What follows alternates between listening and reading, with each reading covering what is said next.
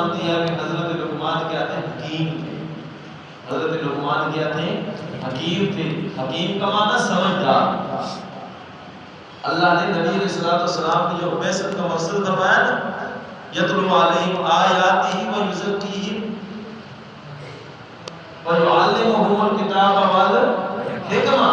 حکمت کی بات ہے، سمجھداری کی بات ہے. اور سب سے بڑی سمجھداری یہ ہے کہ بندہ اپنا سر اس کے سامنے جھکائے جس نے اسے پیدا کیا.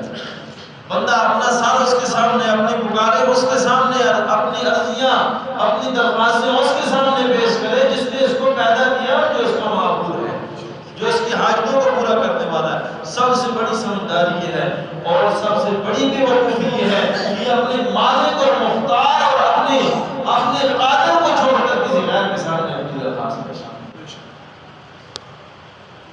آپ میں سے جو حضرات ملازم ہیں، اگر ایک کام ایک افسر کر سکتا ہے تو بندہ اپنی درخواستیں آ کے تو مجھے دیتا رہے، یہ بیوقوفی ہوگی کہ سمجھداری ہوگی؟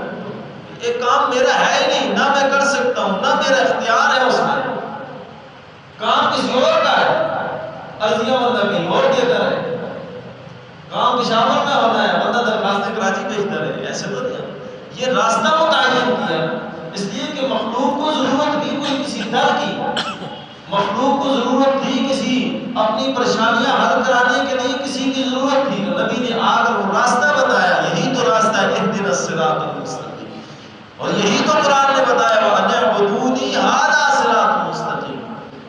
سورہ یاسین میں آپ پڑھتے ہیں وَأَنِ اعْبُدُونِي، اللہ بتاتے ہیں بندے کو سیدھا راستہ مانتے ہو تو سیدھا راستہ ہے وَأَنِ اعْبُدُونِي، میری عبادت کرو، میرے سامنے عرضیاں پیش کرو، میرے سامنے اپنی درخواستیں پیش کرو. کیوں؟ هَذَا صِرَاطٌ مُسْتَقِيمٌ، یہی سیدھا راستہ ہے. یہی تو قرآن پاک میں سمجھا ہے. اور حضرت لقمان حکیم نے بھی یہی سمجھایا وَإِذْ قَالَ لُقْمَانُ لِابْنِهِ وَهُوَ يَعِظُهُ يَا بُنَيَّ. آپ کبھی بیٹھ کے، کبھی گھروں میں بیٹھ کے اپنی اولادوں کو یہ نصیحتیں بھی کیا کریں.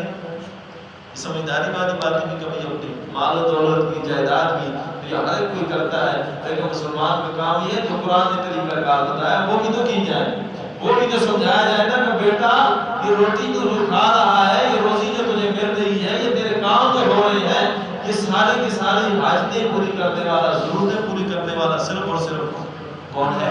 اللہ. یہ تربیت کی ضرورت ہے. تو بیٹے کو